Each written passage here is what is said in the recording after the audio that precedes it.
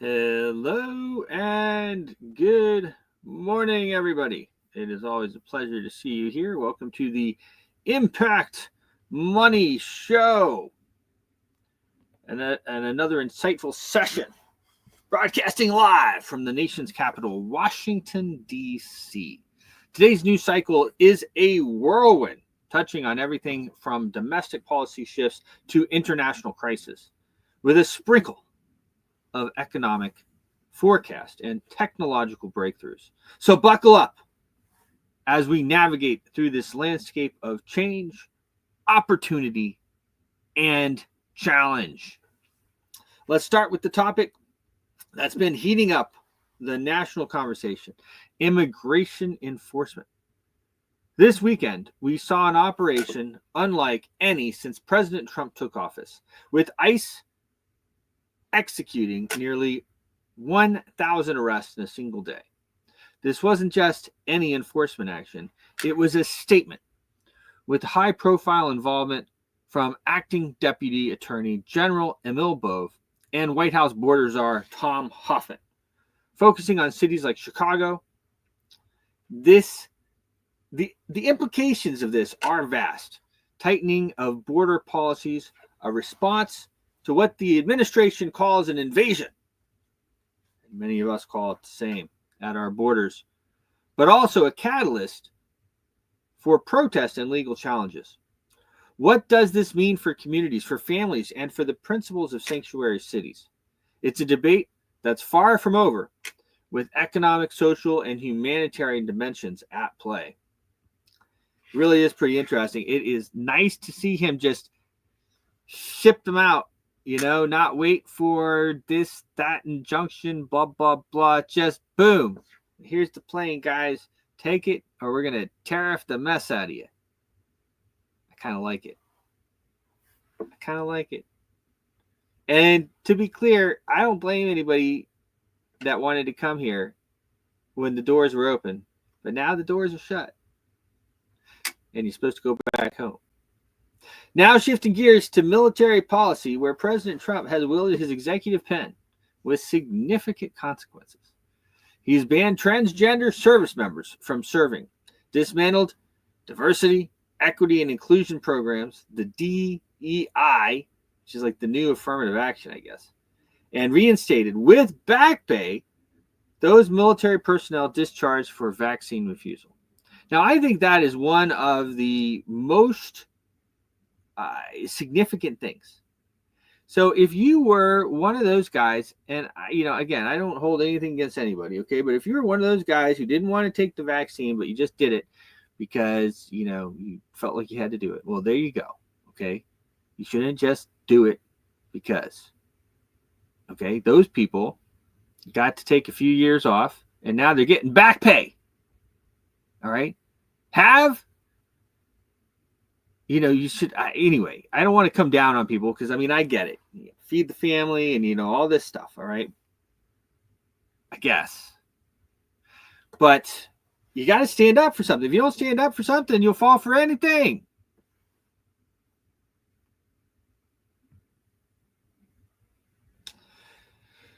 These aren't just mere policy tweaks. They're ideological shifts that could impact military cohesiveness, recruitment, and the broader narrative of inclusivity in America as well. Next time they come up with a big shot that they want to give everybody, people aren't going to take it. And that's the way it should be. Critics argue that these moves undo progress, while proponents see them as a return to traditional military values. But regardless of where you stand, these changes will have long-term effects on the fabric of our armed forces. The days of the generals showing up in dresses are over, folks. Colonels and stuff like that. What in the world is going on? I'm as easy as the next guy, okay? But some general shows up with lipstick on and a dress. Come on, guys. There's a time and a place, okay? There's a time and a place. I thought the don't ask, don't tell policy was fine. I think Bill Clinton did that one. In the financial world, we've had a notable development in the confirmation of Scott Bessent as the U.S. Treasury Secretary. His appointment, crossing party lines. I'm gonna pull up this post here because it is worth looking at as well. It is worth looking at this one. Boom. His appointment, crossing the party line, signals a potential shift in economic strategy, particularly with his mention of a gold-backed currency. This isn't just about who's in charge of the Treasury. It's about reimagining the dollar's foundation, potentially affecting inflation, monetary policy, and global financial stability. I'm going to pull up this post yesterday. I was as surprised as the next guy to see it. Totally frank. Let me be clear. I don't trust this guy as far as I could throw him. I don't know him so much, so that's easy to say here. Let me just make sure I have the right one. Boom. Wait a minute here. Hold on a second here. I got it right here. Let me just... Boom.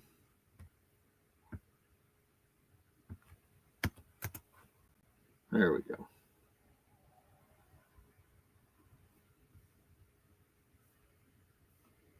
Huh. Scott Bessent. It says the account is... Says the account's suspended. Well, so maybe it wasn't really him. Well, wouldn't that be interesting? So he put out a post yesterday, or this account put out a post. As Treasury Secretary, I'm committed to eliminating income tax, replacing them with fair consumption tax, and adapting a gold-backed currency. We'll erase debt, restore financial privacy, and unlock new something other. That's what I can see from it. Well, that's pretty interesting that account was suspended. I don't know, guys. Maybe... Let me just try on my phone just to make sure that I'm not... No, it's here on my phone. I wonder why that won't open. Hold on. Let me just try one more time here.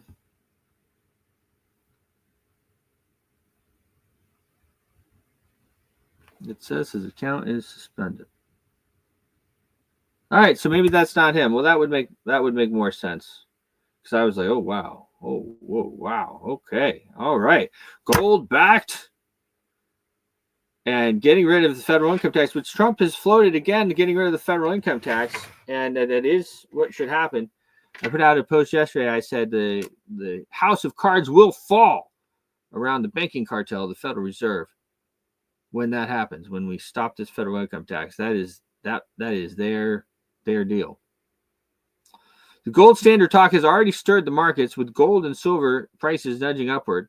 But can this be more than just rhetoric or a fake account that gets stalled? Of course, Trump is not, but I don't know. We'll have to see what happens there. If maybe that's not Scott Bessent. It's a question that investors, economists, and everyday Americans will watch closely. We'll also take a moment to reflect on the history of the 80th. There's a lot of stuff going on here. Turning our attention to the Middle East, the hostage situation in Gaza has taken a heart-wrenching turn. News of 8 hostages, part of the ceasefire agreement with Hamas, being reported dead, has cast a shadow over any optimism for peace. This tragedy underscores the human toll of conflict, the fragility of ceasefire agreements, and the complex path to reconciliation in the region fraught with decades of strife. It's a stark reminder of the ongoing humanitarian crisis and the urgent need for a diplomatic solution that could lead to lasting peace. In California, the weather has been making news with the first significant rainfall in months. While it's welcome relief for parched lands, it comes with its challenges. From the closure of major highways like I-5 at the Grapevine to mud flows in areas recovering from wildfire. There's been some speculation on whether Trump used cloud seeding to bring this rain. Do you think he used cloud seeding? I think it's probably pretty possible that Trump said, "You guys been seeding all over the place. Make it rain over there." I was over in Dubai years ago, and I did a live feed about how they were seeding clouds. In Dubai, they seed it a little differently than we do here. They electrocute they go up there and they send electric shocks through the atmosphere, and that'll make it rain. If there's a little bit of clouds, I think they can do it. I don't know all the details, but anyway, my stream didn't go out immediately. They like reviewed it for a little while and then they let it out. But anyway, controlling the weather and making it rain. I mean, we've been doing that since my father was telling me we were doing that in Vietnam. They would go in before they would go in and beat up on the Viet Cong.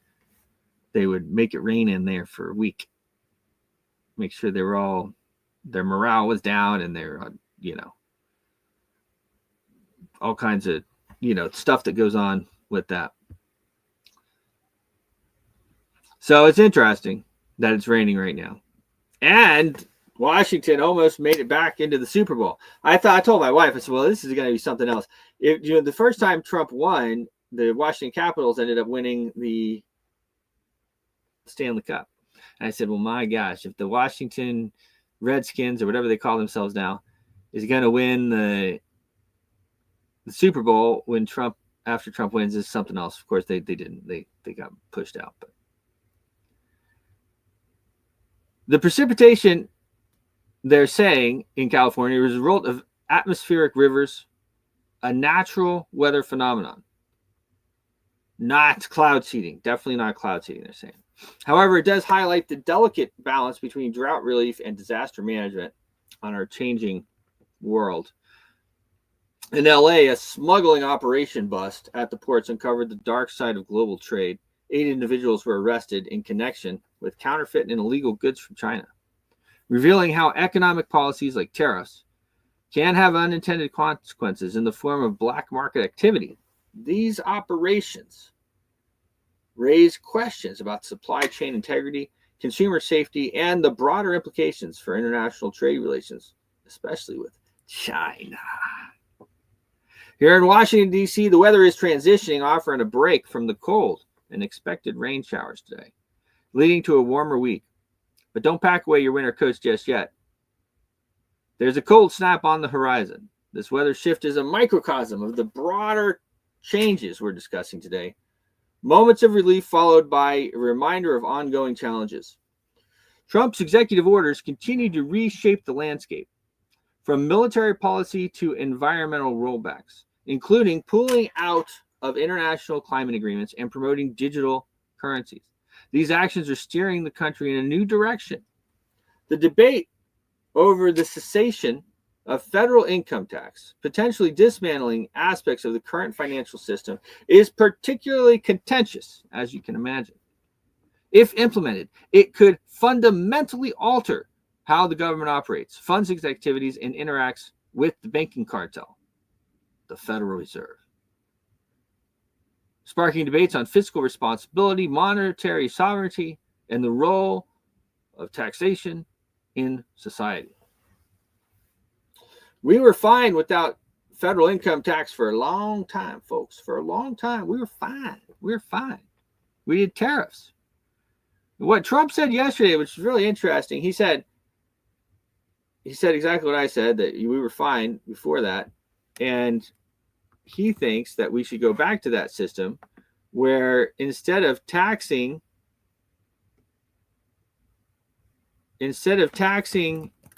our citizens to give the money to foreigners, we, in the form of tariff, tax foreign nations to enrich our citizens. He said it better than me.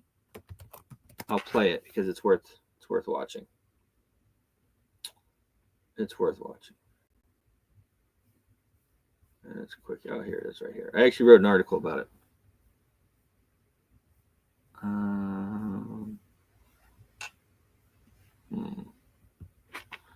Income.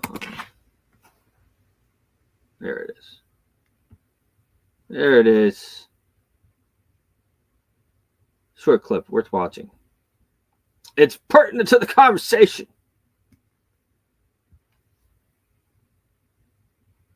America is going to be very rich again, and it's going to happen very quickly.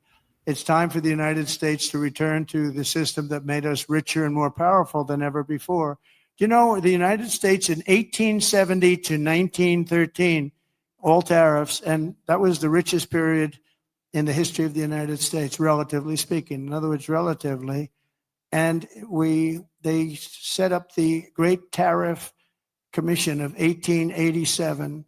And this commission had one function: what to do with all the money that we took in. It was so enormous that they had no idea. It was a blue ribbon committee. It was set up 1887, and what to do with all of the money that we had. And again, Teddy Roosevelt was a beneficiary, because when McKinley was killed, he took over this vast sum of money, and he did all of those national parks and all of the other things. And I'm not knocking him, but he was given a vast amount of money. And that was all made through tariffs. We had no income tax. The income tax came in 1913. As I said in my speech last week, instead of taxing our citizens to enrich foreign nations, we should be tariffing and taxing foreign nations to enrich our citizens. Does that make sense, right? You heard him. The income tax came in 1913. What else came in 1913? Federal Reserve, the banking cartel. The income tax is theirs. And they, because I said, the money goes to them. And they, the money is collected by the IRS, and that gets into the Treasury fund, and blah, blah, blah, blah. It's just paper money anyway. So the income tax, the federal income tax, is basically the burn. That's the burn. So when Congress or whatever wants money, they ask the Federal Reserve for it. And the Federal Reserve prints it up. That's the way it works. They take the money. The reason they collect the income tax is so that you don't have the money to spend, and that keeps inflation low, and they just keep printing more. If you're familiar with cryptocurrencies, you're very familiar with the burn. Many different currencies, they'll collect the money, whether they buy it, the coins or whatever, and then they'll burn the coins. It's a term. They send it off into a wallet, and it's gone forever. That's the way it works. It's a very corrupt system. Trump needs to, he's really going for it, appears like this time. He is really going for it. Internationally, Vladimir Putin's engagement with Trump hints at potential diplomatic thaws, but the reality on the ground in Ukraine tells a different story. Putin's forces claim strategic gains like Velika, Novosilka, and Ukrainian drone strikes target Russian infrastructure. The ongoing war is not just about territory, but about the global power dynamic, with implications for energy markets, international law, and the stability of Eastern Europe. Trump's threats of tariffs and sanctions, if peace isn't forthcoming, adds another layer of complexity to this already intricate geopolitical puzzle. The Ukraine conflict itself is a testament to the resilience of a nation under siege, with staggering casualty figures. The international involvement, from peace proposals to military aid, it's a war that has captured the world's attention. Trump's administration's decision to freeze aid adds another twist, potentially affecting the humanitarian efforts and the balance of power. The involvement of North Korea in supporting Russian forces further internationalizes the conflict, showing how global alliances and rivalries can play out in unexpected ways. In the tech realm, this was pretty interesting. The rise of the Chinese AI models like DeepSeek has caused ripples in the market. NVIDIA stock took a hit, with fears of losing AI market share, but the rebounds suggest a market recalibrating rather than collapsing. This competition isn't just about who makes the best AI, it's about the global race for tech supremacy, data control, and the future of AI applications. It could be the beginning of a new era where AI innovation is democratized, or it might signal a strategic pivot for Western tech companies.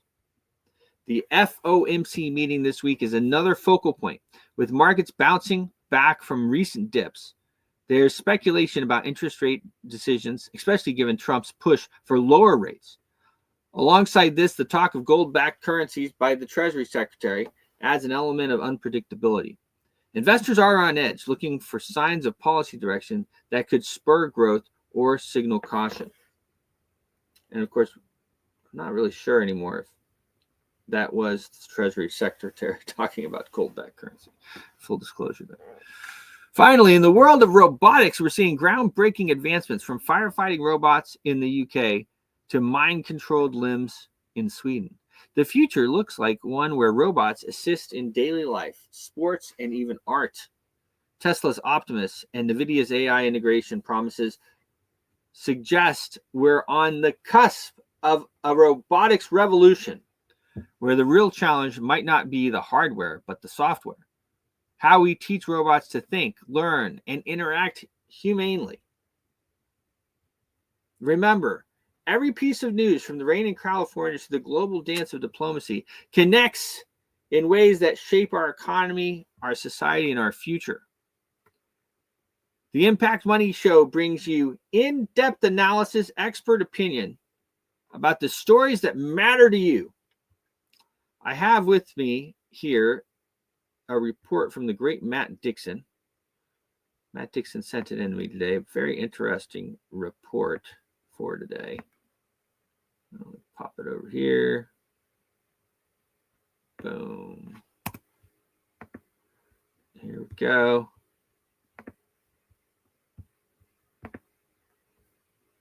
Good morning, Bruce. Morning, Impact Money viewers. So I'm actually really tied up today with meetings, but I just wanted to get a quick update out there to let you know where we're at. There's been some really interesting moves in the market. So I'm looking first of all at Bitcoin. This is the 4-hour chart. I'll just scroll out first of all to the slightly longer term chart, the daily chart, so that we can see where we're at. It's actually really interesting. We appear to be, you can see here, we've had a fourth wave and we're working on a final fifth wave higher.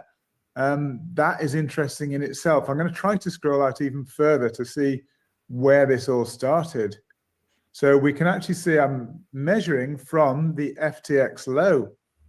So this is very, very important. It was a very important low in the market at around that 15,500 sort of area. It was clearly the beginning of a new cycle higher. So that, again, if we move out, we came from the all-time high previously of 69,000 back in November 2021. And we moved quite clearly down. I think it was in an ABC fashion downward. So that was a clear correction. So this final move up was clearly impulsive. And we can see that because there's no overlap here with wave 1, 2, 3, 4, 5. They're very clear-cut waves with no overlap. And these clearly there is overlap with the ABC. It's just a 3-wave movement down, which is indicative of a correction. So following that, as I say, we're focusing on this final cycle higher, which is in 5 waves. Now, bear in mind, following the completion of 5 waves, we would expect a quite substantial correction to the downside.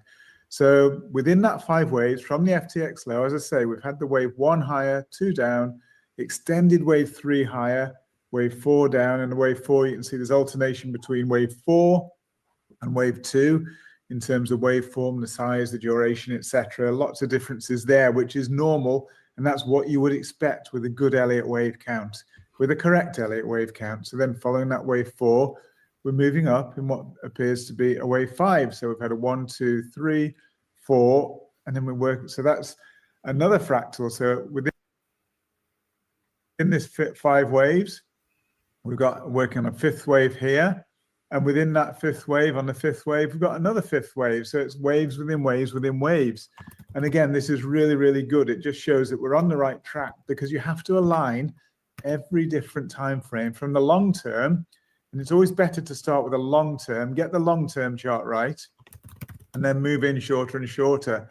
So everyone has to align. All those jigsaw pieces have to fit together perfectly. And if they don't, you've made a mistake. You need to go back to the drawing board and retrace your steps and see where you went wrong. So here it very clearly appears to be right. So that's on the daily chart, as I say. So wave 4, let's just move back to the 4-hour chart. And we'll show that wave 4. I'll just shrink the chart a little bit.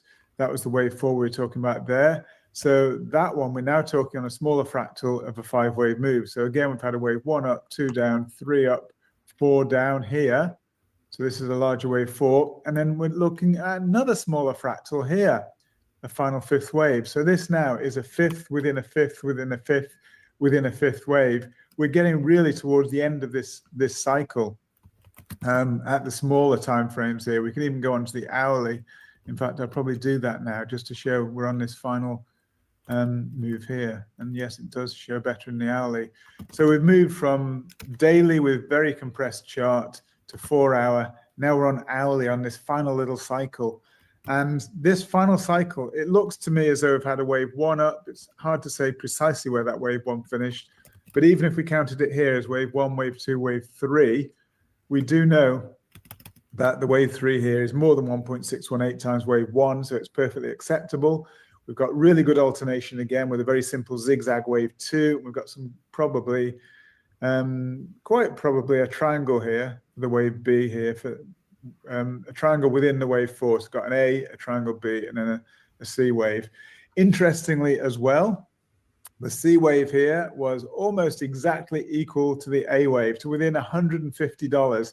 And if you're talking $150 with a price on Bitcoin currently of around $100,000, right now we're 102, 103,000 basically, you can see the percentage error is absolutely fractional. It shows that we're right on the nail here. We've got it spot on. It's beautiful. So this ABC is really nice. And I mentioned on my X feed that the correction was probably over here. When the price was down here, I said, good place from a risk reward perspective to go long, buy this dip, go long here. Now we've moved up so substantially. So right down here, we're around 97,000. We're now 103,000. You can protect your position, even if you protect it here at 98,000 or something. You should now be relatively safe for a bigger upside move. Now, if, for example, don't forget tomorrow we've got the FOMC meeting that could shake the markets up. If it shook it up and we get more downside, which is possible, of course, no certainties within trading. But if we got a shake up, we've already protected our position in a guaranteed profit position. So we're guaranteed a profit no matter what. But if they, if the markets are relatively happy with what happens tomorrow, then we could continue to sail on to the upside. And all it means is your profit is increasing more and more and more to the upside. So you bought a dip, you protected that position now with guaranteed profit, and now you can move to a much higher profit position. Or at the very worst case scenario, you take a profit if the price moves down. But at the moment, it's looking really clean, as though we've finished the wave 4 here. We're moving up quite nicely, and wave 5 should take us to a new all-time high for Bitcoin.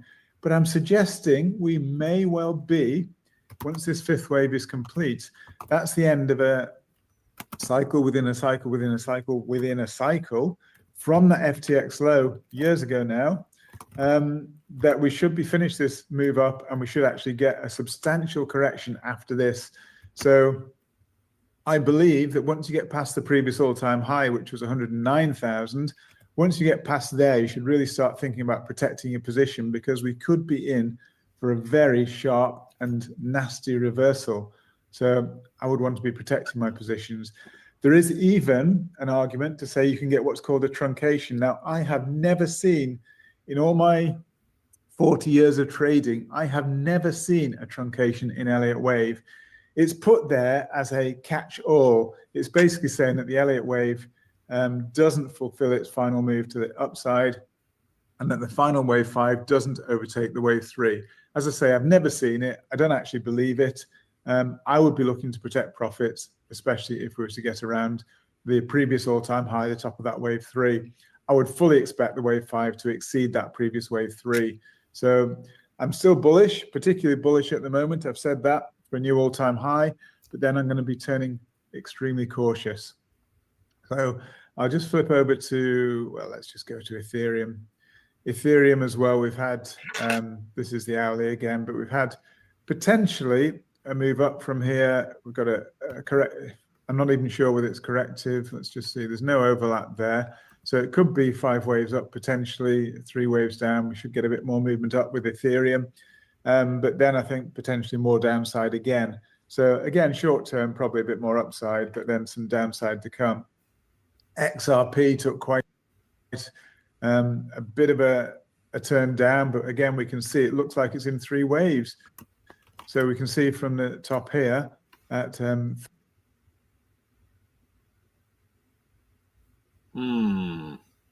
It's a little jumpy sometimes here. What I'm doing. waves.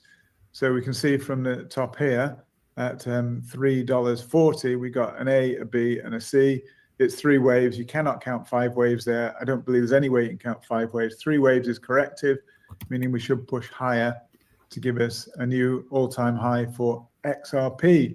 So once again, I'm bullish, and we appear to be moving up in impulsive fashion to give us a new high for XRP.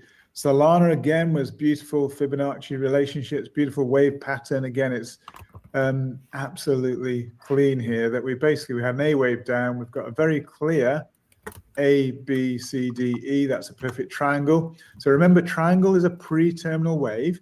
Pre-terminal, obviously the one before the terminal wave. The terminal wave is the final move to the downside, and that may be complete, or we may have another leg down to complete it. I think we completed quite early there, so potentially another leg down to complete, but I wouldn't bet on it. We could just move straight to new all-time highs here for Solana.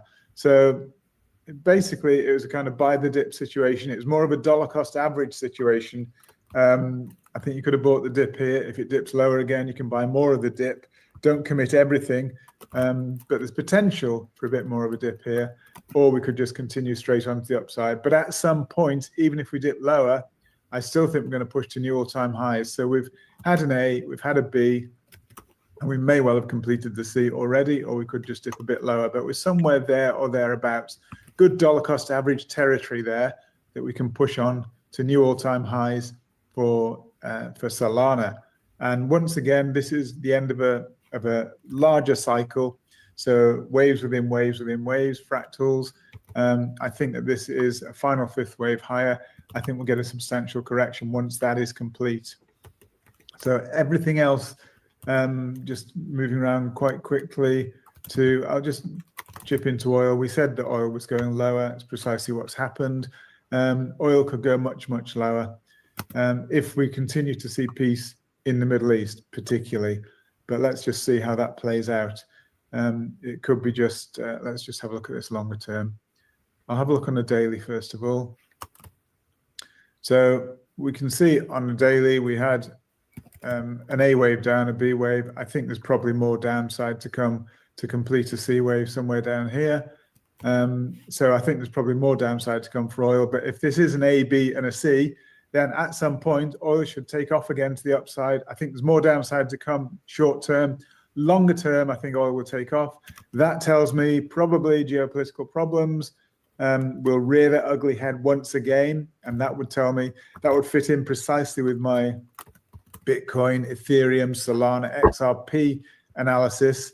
My thesis that, yeah, short term, they might just, well, they're going to head to new all-time highs. Possibly not Ethereum, but the rest should. Ethereum might challenge its previous all-time high, but I've got doubts there. But we should head higher nonetheless, quite a bit higher with the risk assets whilst oil is dropping. But then when oil takes off back to the upside, then all bets are off then for the cryptocurrencies and for the risk assets. So yes, whilst oil is dropping, that's probably good for the risk assets. But once oil starts to take off again, we'll see that reversal. And as I said, it could be quite a substantial reversal because we're looking at long-term cycles here for a potential turn in the market after we see the rise, which will be inversely correlated with the fall here in oil that's happening at the moment. We did get quite a nasty turn down with the SPX. I think that was off the back of DeepSeek, is it called? The new AI model from China, which is putting pressure on the American AI models. So let's see what comes of that. I don't know what's the truth behind it, but I've heard some talks about it saying that it is actually quite groundbreaking. But time will tell. We'll see. So I think S&P will probably correlate reasonably with Bitcoin. So I think there's probably still new all-time highs to come for the S&P 500, for the Dow, for the NASDAQ. I don't think we're over yet. But as I say, once it reverses, it's going to reverse in a nasty, aggressive downward movement. So I would start to get cautious once we reach new all-time highs there again. Just to flip through a couple of the other coins, we fully expected more downside to come for Jasmy. The only reason I'm showing this, I know it's got a big following. I was predicting more downside, precisely what we've seen. Longer term, and I think I'll move out long term just to show you. Long term, we kept testing that sort of area of support, and I think we're probably likely to retest it as well. If you look on the long term, this movement higher from the lows here could be seen very much as corrective. So this movement down definitely overlapped this movement up. So it could be seen as corrective. So we could actually see new all-time lows in the future for Jasmy. So that's my expectation there. All the rest of the tokens are pretty much following suit. I'm not going to spend too much time on today. I think everything is following the same sort of trajectory. And dollar index, I think we'll finally finish on that. Again, I think dollar index could be looking at some quite a lot further downside to come. So I think we've completed an A, a B, and a C to the upside. We've started to move quite impulsively to the downside. Let's see what happens with the interest rate decision, and particularly the forward guidance, and particularly what's said, the questions and answers in that Q&A session after the interest rate decision. That's going to be really important tomorrow. So tomorrow will be an important day. We'll come on with a longer analysis, hopefully tomorrow. And I'll be putting a lot out on my X at MD Trade. I'll be putting a lot of information out there tomorrow about expectations with the interest rate decision, with how that affects markets and how that affects cryptocurrencies, and how that should be affecting our trading moving forward. So thank you for a relatively short update today, but hopefully helpful, and look forward to catching up soon. Thank you, Bruce, and thank you, Impact Money viewers. Well, there you have it. The great Matt Dixon with his Market Watch report. Looks like my man is back in Dubai there. I've been where he was broadcasting there. He spent a bit of time in London with his family. Good to see he's back home at it, and I'm sure he does have a lot of meetings today, being that he is back in Dubai. There's a lot going on. Dubai is one of my favorite places to do business because it is everybody's so sharp. You don't have a whole lot of people going around, partying and all that type of stuff, and you can really get a lot of business done, and I really like that. It is pretty interesting. The markets right now, of course, have continued to push upward and hold. Bitcoin right now, as we speak, at 102,750. Other ones, that's up 4% on the day. You have multiple currencies up 10%, like Algorand, the Trump coin up over 10%. Let's see here, Ripple, XLM. Yeah, some nice moves if you caught them.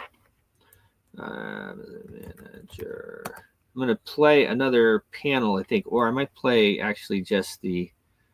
Let's see here, ball. I'm going to decide as I pull it up here what I'm going to play. I might play my main man, Nick Spanos. I may play his talk. Let me just pull it up right here. Nick. On the paragraph, CNN. That needs to change. So this was a keynote by my main man, Nick Spanos, good friend of mine, historical figure. Here he is. After our photo here. And I'm going to invite the great Nick Spanos up. Should say. One second. Okay, we just need an aha moment real quick. Hey!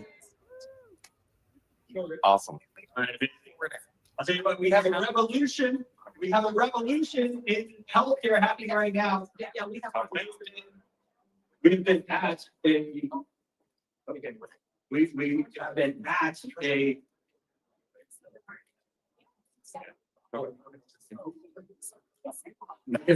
a monetary revolution for quite a while. The man who coined the phrase, the monetary revolution is here. He's worked on 5 presidential campaigns.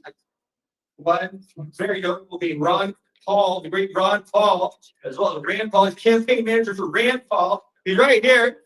Nick Spanos, please welcome to the stage. The great Nick Spanos. If you don't know him, you're gonna know him now. And look, you get 10 minutes, no hour. Okay, I put this guy on stage before. He can entertain people forever. Thank you, Bruce. So, yeah, I worked on a bunch of campaigns in the past. I'm a technologist. I'm a technologist. I built a kit computer in 1978 with a soldering iron. Then I discovered girls and cars, and Bill Gates did it. So one of my products, I had a video tape software. I sold political data early on. When I had computers, I put it out on adhesive paper and sold the labels. Usually around 10 cents a demographic. There was one demographic I charged $1 for because I didn't really agree in it. Oh, the baby killer, $1 each, no one bought it. So, yeah, I worked on many presidential campaigns. In the 80s, I made a lot of money, and then the stock market crashed. And what happened was, I was watching TV. Oh, the stock market crashed. I had an incredible real estate business and technology business, and I lost everything. I became a commercial fisherman. Nice. I lost everything. I was up a couple of statute of limitations on that. $1 million in the mid-80s. When I was a young type. And then, I lost everything, went back to my mother's couch. And my friend came over and I became a commercial fisherman. And then one day I'm watching TV and they said, oh, if Greenspan's briefcase was wider, we might not have had the crash. If briefcase. I was like, who the fuck is this guy? I go, that's fine. I thought it was gold. I don't know if you guys old enough, but we were led to believe, Fort Knox and all this crap. I go, who the hell is this guy? This briefcase was louder, wider, and you had more papers in there. You wouldn't change the rate, or wouldn't change the rate, and then maybe it wouldn't have been in the crack, and maybe I wouldn't be a commercial fisherman right now. I used to have a Cadillac with a cell phone back then. It was Eldorado convertible. Now they smelled me 2 blocks away. I was like, that, I can't even curse. That effort is my owner. That guy owns me. He made me a fisherman. And then I went to the library to figure out what the heck money is. And I looked up the Federal Reserve. I was like, holy shit, it's a big scam. The whole thing's a big scam. I'm sitting there busting my ass for voodoo money, dead people on combo cotton paper. And they're all dead and they have value because this guy Greenspan's the voodoo doctor and he's making everyone believe that this voodoo stuff is worth something and you're going to store your life's work across time in a piece of paper with a dead guy on it. I go, what the hell is going on here? I couldn't believe it. Then I go out on the boat that night. I couldn't believe it. I read all these books on the Federal Reserve. Then I go out on the boat. I get hit by a wave. And I swear I saw a big octopus in my brain. It was like a hallucination. It was a cold wave. I think I hit my head or something. I saw this big octopus under the Federal Reserve building. And the tentacles went up into the news buildings on the parapet, CNN, ABC, CBS. And the tentacles went inside and they were typing on the newscaster's teleprompter. And this big black octopus with a red eye underneath the Federal Reserve was typing on the newscaster's teleprompter, and they're all reading what the octopus is typing. That's what I saw. I said, holy shit, I got to get off this boat. I got to go in back into the society and destroy the Federal Reserve in 1991. I've been working on it ever since. Oh, shit, I'm drunk. Fuck. So ever since I've been working on destroying the Federal Reserve. Yeah. Helped Ron Paul. We audit the Fed. We push it through the House. Then Bernie fucked us. He said he was gonna vote for it, voted against it with his buddy. And then put out a bill, one to defend in the Senate without any teeth, and they passed that one. But we passed it in the Congress, and we organized tens of thousands of students to chase after their elected official with a camera and put on YouTube and Facebook and asked them why you want to audit the Federal Reserve. And we chased them all. Then, this was in 2009, we got Rand elected. And then, Yeah. it was Ron's second run. We were doing incredible. We were winning in Iowa. We were winning all over. And then the media came out and said that Ron's a racist. Over and over and over and over and over. And we came in like third or something. So I said to us, I'm walking after Ron's campaign, after the RNC. I'm like, hell, I threw my fucking life away. I go, what the hell is going on here? I've been backing these anti-Fed candidates for years because I believe what I'm doing. And I threw my life, I chased away everybody that ever cared about me. Never got married, I'm 60 years old. I threw my life away. These past 30 years since that wave hit me, I've been walking around, yelling at buildings like, what the heck's that book with the windmills? What's his name? Yeah, Don Quixote. I'm yelling at buildings. I got thousands of people to yell at a building. I'm like, wow, you really did something. Then I go to this, these guys are killing my candidates right before election, 2 weeks before, 3 weeks. I go, I'm just going to make Bitcoin my candidate. Yeah. I said, I'm going to make Bitcoin. There is no election day. They can't focus their powers. Yeah. So I went downtown. I went to the stock market. I said, I want to rent a booth in the New York Stock Exchange. I look at this guy. They just laughed me out. They go, what's Bitcoin? That's for like playing games on the internet. I said, so what? I said, you know what? Screw them. I went right next door, 100 feet, and I found a place big, like 4 times bigger than this place, on the ground floor, and I opened my own exchange. I said, I'm going to open my own exchange. This is 2013. And I'm going to show them what the fuck Bitcoin. I can't curse. No, you're not supposed to curse. I'm going to show them what it is. I'm going to show them what it is. I'm just going to do it right in front of them. So I went down there to flip the money changers tables. Yeah. With my friend. And we stood there. This gentleman was there. Many over here, I see many faces. Brock was there. And we stood there like Davids in front of the modern day Goliaths, fighting for liberty. Yeah. People came to screw us. Can I say that? Yes. Every agency. I had lawyers at the door just to like frisk them mentally before they came in. And they're like, oh, you're facilitating exchange. Right? It was the first cryptocurrency exchange. I go, no, not. He goes, oh, where are the databases? I go, on the blockchain. Like, what do you mean blockchain? They're on the blockchain. Well, where are the servers? I go, they're all over the place. Probably under some kid's bed in Venezuela. Like, what? I said, it's the blockchain. It's decentralized. It has nothing to do with anything. These guys are trading. As a matter of fact, I paid the rent. I paid the salaries. I paid everything. I didn't charge a commission. I even paid for the booze and the food. And I said, this is a monetary revolution. Thank you. And there's a movie banking on Bitcoin. So we had Steve Stockman, Congressman Steve Stockman was there the first day, and he's a friend of mine, and he pushed crypto in the House. They sort of arrested him later and put him in jail. He got out, got a commuted sentence. Maybe we could convert that into a pardon now. And so, we had a couple of meetings here in the Capitol years ago.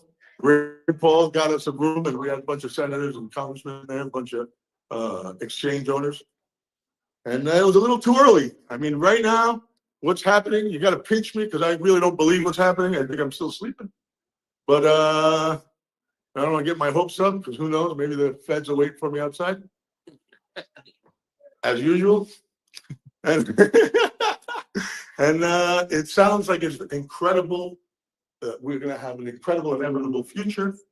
I didn't think of it the way it was just thought of, but yes, the meme coin. Trump pumps out a meme coin. I know. And I think that's just, is inviting everybody. I've said before for over a decade that everyone's going to have their own coin. And then if someone wants your hours, they have to buy your coin for your hours. Because why would you want your hours stored in the dead president's voodoo paper? Yeah. Yeah. Come on. So rise! That's the reality. The reality is we're in a place right now that I thought would come maybe in 40 years or something. I didn't know it was going to be like that, like this. It's a little incredible. It's hard to believe, frankly. And I'm glad I had a little small part in it. How many minutes do I have there? You should cut it, yeah. I can cut it now. Yeah, you can do it. I'm glad I had a small part in this. I commend everyone who's here. You're here in the beginning, so don't think that you're late. You're early. Most everyone out there is oblivious to this. Learn about self-custody because, if it's not self-custody, it's not much. It's someone else is still holding it, I mean, that's not why we did this. We want title to our value, right? You want a loyal title to your value. You don't want other entities having control of your stored work across time. Because if other entities have control over your stored work across time, they're going to be hypothecated, they're going to take it from you, they're going to sue you for it, they're going to fine you for it. If they know it exists, they're going to come after it. The more people think you got, the more people are going to come after you and try to get it. Take it from me, I know a lot. So I commend everybody. This is our time. My father was a very brilliant man. He told me, "Firio de Guinness and Firio de Tros." That means a beast. You'll never become a beast unless you eat beasts. You have to eat beasts to become a beast. These people that have controlled us over the centuries, decades, millennia, these groups, whatever, bankers, central bankers, not even bankers, central bankers, have stolen our work. They've worked our ancestors into the ground. Yeah. And we have this small window of opportunity to protect humanity. And it's up to each and every one of you to rise up to this occasion right now. You're not going to have another chance. If we blow it, it's over. They're going to come out with a central bank digital currency. Oh, you're in this room, you're not going to be able to eat for a month? You're talking to me, you're really screwed. You're going to have to do AI deprogramming, re-education on your smartphone. Look at your micro expressions, make sure that they believe that you believe that they're fine. You're not going to be able to drive your car because you got too much carbon credit. There's central bank digital currencies that are probably going to show up. They're going to show up in other countries. Trump said he's not going to do it. But you know what? There's a time limit to Trump too, He's not a spring chicken anymore. So it's up to each and every one of us to fight and stand tall. We were always right. I knew I was right. When my peers back in the day said, "What the heck are you doing? What are you doing? It's Bitcoin. You crazy? That's for drug dealers." That's what I go, "Listen, you don't know what the heck it is. You go study it for a month. You figure it out. You come back here and talk to me, because right now you don't know what you're talking about. You just have some kind of feeling that was given to you by repetition from some stupid news sites that the octopus is typing on teleprompter. You ever see that video with all the reporters saying the same thing at the same time? The Federal Reserve probably is typing that out. I don't know. I saw this thing and it sent me off, and I thought I threw my life away, but apparently I didn't. Thank you very much, folks. Great, Dick Taylor. Thank you. Okay, there you go. Hey Randy, I got another home run for us, man. This 2-bit exchange is absolutely amazing. Hey Bruce, what's up, man? Yeah, why don't you tell me about that 2-bit exchange? Yeah, that's right. And we're going to be able to list our coins that we want, that we support, and they're going to be on this amazing derivatives platform. It's absolutely awesome. Derivatives? I love derivatives. I can't wait to be on the trade copy program. So what I want you to do is set up an account and then send me your UID, and let's set you up with a trade copy system, and you just let it run. Copy our trades. That's it. Easy peasy. So you want me to open an account, send you my user ID, and you hook me up with the trade copy system. I can't wait. Sounds spectacular. Hey, Matt. Hey, listen, I met with the guys at 2-Bit Exchange while I was in Dubai, and this platform really looks amazing. Yeah, hi Bruce. Yeah, thank you again for that heads up. I mean, I've looked into this 2-Bit platform. It does appear to have everything we're looking for. Yeah, that's right. 2-Bit, Toobit. They have great liquidity. They have futures platform. There's a lot of functionality that I think you're going to like on there. And they really want to work with us. They want to work with the Impact Money Show. And as you and I both know, if they have a good product and they want to work with us, well, hey, that's half the battle. I mean, basically, I love that copy trade facility. I love the features on the platform. It's basically very simple to use. Our viewers only need to set it up to copy our trades, and they just do all the trades that we do. Makes it really easy for people to participate. I think they're going to love it. I'm pretty excited about it. And yeah, it's definitely going to benefit people. I mean, obviously, with all the years of experience that we can pack into it, and people can basically benefit from that. Yeah, I definitely think it's a goer. Hey, David. Yeah, man, I'm excited about it too. I mean, when you think of the ways that we can help our viewers earn money and be able to participate in the monetary revolution, this 2-Bit platform just opens up all kinds of doors that they don't have right now. Hey, Bruce, I'm checking out this platform. It's revolutionary. That's absolutely correct. And the futures platform is amazing. Great liquidity. And the copy trader program, people are going to be able to make the trades exactly when we make them and make the money that we make. It's a win-win for everybody. Open for U.S. customers, and you can deposit money with a credit or debit card. Doesn't get better than this. Beautiful. And what do you think we should use as a referral code? I think we should use Impact Money. That's the one. Impact Money.